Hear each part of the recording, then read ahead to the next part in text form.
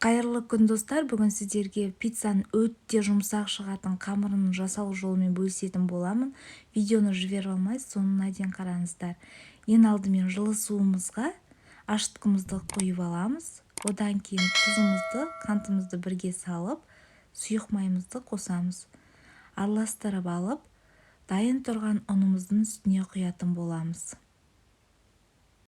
Ары қарай қолымыздың көмегімен илеп алатын боламыз. Дайын болған тестамызды жарты сағатқа бетін жауып қойып қоямыз. Бөлме температурасында немесе жылы жерге қойып қойсаңыздар болады. Жарты сағаттан кейін біздің тестамыз биік болып көтеріледі.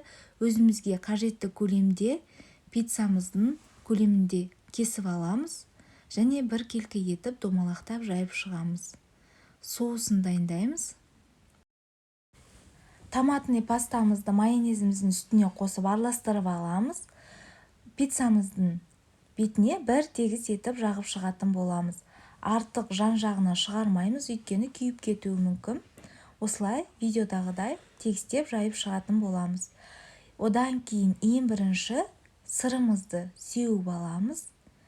Бір тегіс етіп сеуіп алғаннан кейін үстіне колбасаларымызды қойып шығамыз.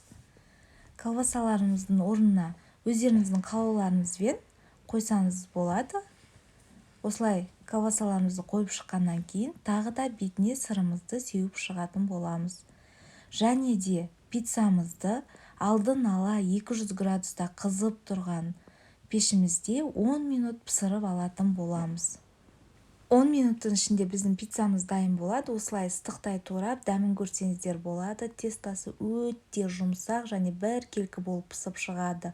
Және де жаңа жылға қарсы менің каналымда көптеген салаттардың және де закускалардың жасалу жолымен бөлісіп жатырмын.